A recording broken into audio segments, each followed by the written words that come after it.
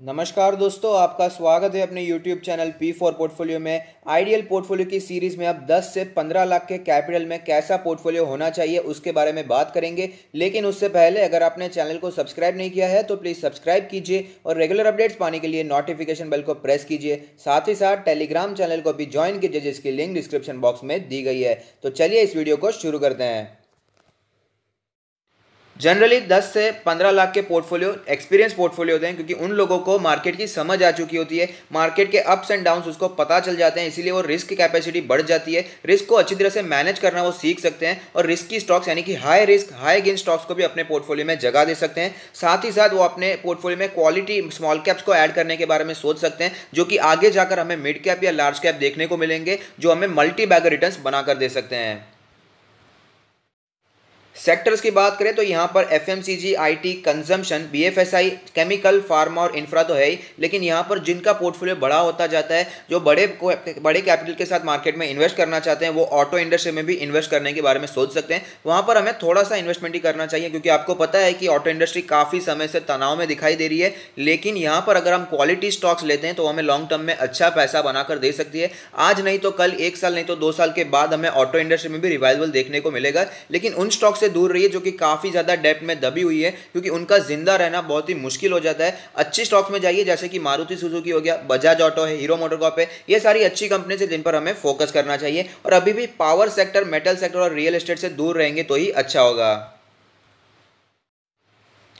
मेरे हिसाब से 10 लाख के 15 लाख के पोर्टफोलियो में 12 से 15 शेयर्स बहुत हो जाते हैं, जिससे हम उन्हीं शेयर्स पर फोकस रख पाएंगे, अच्छे से उन्हें एनालाइज कर पाएंगे, उसे फॉलो कर पाएंगे और डाइवर्सिफिकेशन भी अच्छे से कर पाएंगे। और साथ ही साथ जब मार्केट में गिरावट आती है तो हम एवरेजिंग भी अच्छी तरह से कर पाएंगे। इसीलिए मेरा मानना है 15 स्टॉक्स बहुत हो जाते हैं 15 लाख के पोर्टफोलियो में। हमें फोकस पोर्टफोलियो बनाए, पूरी मार्केट को नहीं खरीदना है, अच्छे स्टॉक्स को सिलेक्ट करना है, वहां पर ही क्वांटिटी ऐड करनी है, जो कि आगे जाकर हमें अच्छे पैसे बनाकर देते हैं। एफएमसीजी में बेस्ट स्टॉक्स हैं HUL, Nestle, Britannia, Dabur, Colgate और आईटीसी को भी आप कंसिडर कर सकते हैं, क्योंकि काफ़ी लोग इसे एफएमसीजी भी कहने लगे हैं, लेकिन हालांकि ये प्योर एफएमसीजी कंपनी नहीं है, चाहे तो आप इसे अवॉइड भी कर सकते हैं। नेक्स्ट है आईटी सेक्टर। आईटी सेक्टर में TCS, Infosys, HCL tech, Wipro, सारी की सारी अच्छी कंपनीज है। अगर बात करें कंजम्पशन के बारे में तो Bata, Relaxo, Titan, Voltas, paint sector यानी कि बर्जर पेंट्स, एशियन पेंट्स। लेकिन पेंट सेक्टर आपको पता होना चाहिए कि रियल एस्टेट से काफ़ी ज़्यादा जुड़ा हुआ है, तो वहाँ पर भी हमें संभल कर इन्वेस्ट करना चाहिए। और अगर बात करें बीएफएसआई सेक्टर के बारे में तो एचडीएफसी ग्रुप, 4 कंपनीज लिस्टेड है, सबकी सब अच्छी कंपनीज है। कोटक महिंद्रा बैंक बहुत ही अच्छा स्टॉक है। नेक्स्ट है बजाज डुओ यानी कि बजाज फाइनेंस और बजाज फिनसर्व, काफी अच्छे स्टॉक्स हैं। मुथूट फाइनेंस भी एक क्वालिटी कंपनी है, तो यहां पर भी आप निवेश के बारे में सोच सकते हैं। और अगर बात करें यहां पर केमिकल सेक्टर के बारे में तो पिडिलाइट इंडस्ट्री मोनोपोली वाला बिजनेस है, आरती इंडस्ट्री, एसआरएफ, अतुल, दीपक नाइट्रेट, विनाती ऑर्गेनिक्स, नवीन फ्लोरिन, सब के सब यहां पर अच्छे स्टॉक मुझे दिखाई देते हैं। तो कौन से भी कुछ स्टॉक्स को आप सिलेक्ट कर सकते हैं यहां पर और अपने पोर्टफोलियो में जगह दे सकते हैं। नेक्स्ट है फार्मा सेक्टर से Pfizer, Abbott, Biocon, Cadila, Cipla, ये की सारी कंपनीज अच्छी कंपनीज है, इसे भी आप पोर्टफोलियो में जगह देने के बारे में सोच सकते हैं। अगर बात करें यहाँ पर इंफ्रास्ट्रक्चर के बारे में तो एलएनटी को हम कैसे भूल सकते हैं। एलएनटी तो मार्केट लीडर है इंफ्रास्ट्रक्चर का। साथ ही साथ सीमेंट सेक्टर में अल्ट्राटेक और एस्ट्रल और सुप्रीम भी हम इंफ्रास्ट्रक्चर में काउंट कर सकते हैं, क्योंकि आपको पता ही होगा जो पाइप्स होते हैं, जो प्लास्टिक पाइप्स बनाते हैं, ये इंफ्रास्ट्रक्चर में भी काम आते हैं, रियल एस्टेट में भी काम आते हैं, एग्रीकल्चर में भी काम आते हैं, तो इसे हम इंफ्रास्ट्रक्चर में भी इंक्लूड कर सकते हैं। ऑटो सेक्टर में मारुति सुजुकी काफ़ी अच्छा है, बजाज ऑटो अच्छा है, हीरो मोटोकॉर्प अच्छा है, तो यहाँ पर भी आप इन्वेस्टमेंट के बारे में सोच सकते हैं। लेकिन मैं आपको बता दूं कि अगर आपका पोर्टफोलियो छोटा है तो यहाँ पर अभी फिलहाल इन्वेस्टमेंट हमें नहीं करना चाहिए, क्योंकि फिलहाल तो ऑटो सेक्टर काफ़ी ज़्यादा तनाव में और आगे आने वाले कुछ समय भी तनाव में रह सकता है। लेकिन कभी ना कभी रिवर्सल तो जरूर देखने को मिलेगा, साइकिल में चेंज देखने को मिलेगी और वापस हमें ऑटो स्टॉक्स में तेजी भी देखने को मिल सकती है। ये हैवी एसेट बिजनेस होता है, इसलिए मैं छोटे पोर्टफोलियो को अवॉइड करने को कहता हूँ। लेकिन अगर आपका पोर्टफोलियो बड़ा है, आप यहां पर रिस्क ले सकते हैं, तो थोड़ा सा इन्वेस्टमेंट हम यहां पर भी करने के बारे में सोच सकते हैं।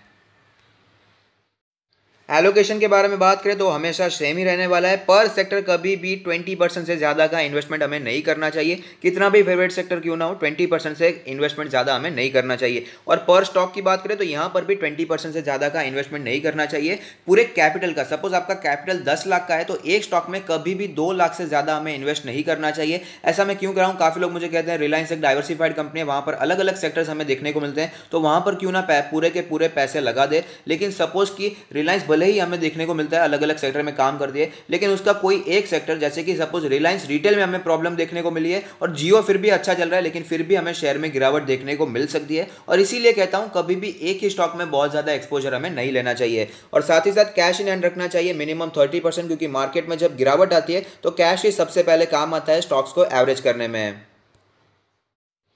मैं आपके लिए एक मॉडल पोर्टफोलियो बनाकर लाया हूँ 15 लाख रुपीज़ का, लेकिन मैं उससे पहले ही एक बात क्लियर कर देना चाहता हूँ कि ये एक मॉडल पोर्टफोलियो है, एक एग्जांपल है मेरी तरफ से। आप मुझे कमेंट्स में बता दें कि ये शेयर आपने क्यों नहीं लिया, ये शेयर इससे ज़्यादा अच्छा है। ये सिर्फ एक मेरी तरफ से एग्जाम्पल है। आपको जो भी फंडामेंटली स्ट्रॉन्ग शेयर पसंद आता है उसे अपनी पोर्टफोलियो में जगह दे सकते हैं और वहाँ पर क्वान्टिटी बिल्डअप कर सकते हैं। तो पहला शेयर मैंने BFSI सेक्टर से लिया है, HDFC बैंक 75,000 का इन्वेस्टमेंट किया है। मुथूट फाइनेंस, HDFC AMC और बजाज फिंसर्व को मैंने चूज किया है BFSI सेक्टर से, और 75,000 ईच का मैंने यहां पर इन्वेस्टमेंट किया है।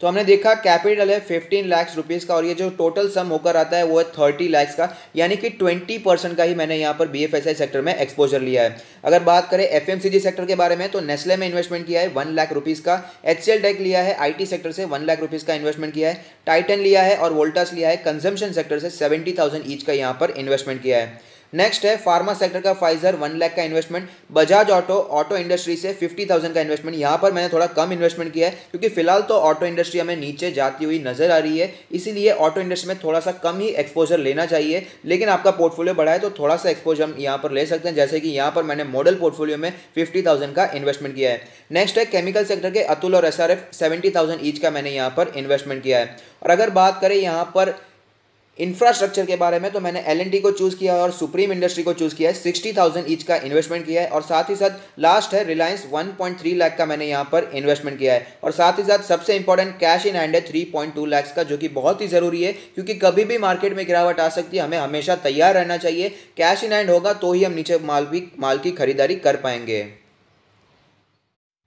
यहाँ पर कई लोग मुझे बता रहे हैं कि जब मैं स्टॉक्स बताता हूँ, जब मैं मॉडल पोर्टफोलियो बताता हूँ तो उसके साथ साथ कौन से प्राइस पर हमें बाय करना चाहिए उसके बारे में भी मैं बात करूँ। लेकिन मैं आपको बताना चाहूँगा कि बाइंग प्राइस फ्लक्चुएट होती रहती है, कौन से लेवल्स पर हमें सपोर्ट दिखाई देते हैं वो थोड़ी थोड़ी देर में चेंज होते रहते हैं। एक हफ्ते बाद हमें दूसरा सपोर्ट देखने को मिल सकता है, तो वहाँ पर बाइंग करनी चाहिए। तो इसीलिए मैं यहाँ पर बाइंग रेंज नहीं दिखा रहा। जब भी कोई अच्छा स्टॉक बाइंग रेंज पर दिखाई देता है तो मैं उसके ऊपर वीडियो बनाता हूँ और पोस्ट भी करता हूँ, आपको बताता हूँ कि ये लेवल्स एग्रेसिव इन्वेस्टर के लिए अच्छे हैं और दूसरे लेवल्स हैं जो पेशेंट इन्वेस्टर के लिए अच्छे हैं। तो उन वीडियोस आप फॉलो कर सकते हैं और अपने पोर्टफोलियो के कुछ स्टॉक्स पर फोकस रख सकते हैं।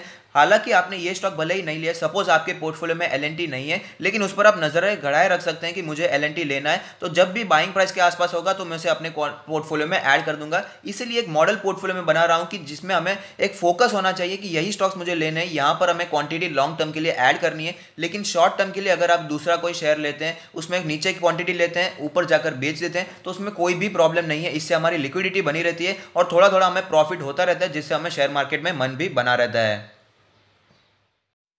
जैसे कि हमने बात की, जैसे जैसे कैपिटल बड़ा होता है, पोर्टफोलियो बड़ा होता है, उनके पास एक्सपीरियंस आता है, मार्केट की मूवमेंट वो समझ पाते हैं, थोड़ा ज़्यादा रिस्क को लेने के लिए सक्षम हो जाते हैं। तो यहाँ पर हीरो या जीरो वाले कामकाज भी वो कर सकते हैं। रिस्की कामकाज है, इसीलिए छोटे पोर्टफोलियो वालों को मैं ये रिकमेंड नहीं करता। लेकिन अगर आपके पास पोर्टफोलियो बड़ा है, आप थोड़े से पैसे एलोकेट कर सकते हैं high risk high gain stock में। तो यहाँ पर penny stock, operator based stock और न्यूज़ बेस्ड स्टॉक में भी आप थोड़ा सा इन्वेस्टमेंट कर सकते हैं भूलने के लिए। लेकिन मैं आपको बता दूं कि हो सके उतना ब्लू चिप स्टॉक पर हमें फोकस रखना चाहिए। लेकिन अगर आप पेनी स्टॉक्स में इन्वेस्टमेंट करना भी चाहते हैं तो बहुत ही थोड़ा सा इन्वेस्टमेंट करना चाहिए। किस तरह से करना चाहिए ये भी बताना चाहूँगा। कभी भी 5% से ज़्यादा का कैपिटल हमें एलोकेट नहीं करना चाहिए। आपको पता ही होगा पेनी स्टॉक जब ऊपर जाते हैं तब तो बहुत ऊपर जाते हैं, लेकिन जब बारी गिरने की आती है तो भी आपको पूछ के नहीं गिरने वाले, वो लोअर सर्किट पे लोअर सर्किट लगती जाती है, इसलिए हम वहाँ से निकलने का मौका भी नहीं मिलता है। लेकिन हो सके उतना दूर रहिए। लेकिन आप इन्वेस्टमेंट करते भी हैं तो अलग अलग स्टॉक्स लीजिए। सपोज आपने 10,000 रुपये इन्वेस्टमेंट करना है पेनी स्टॉक में, तो एक ही स्टॉक में करना है ऐसा जरूरी नहीं है। अलग अलग स्टॉक चूज कीजिए,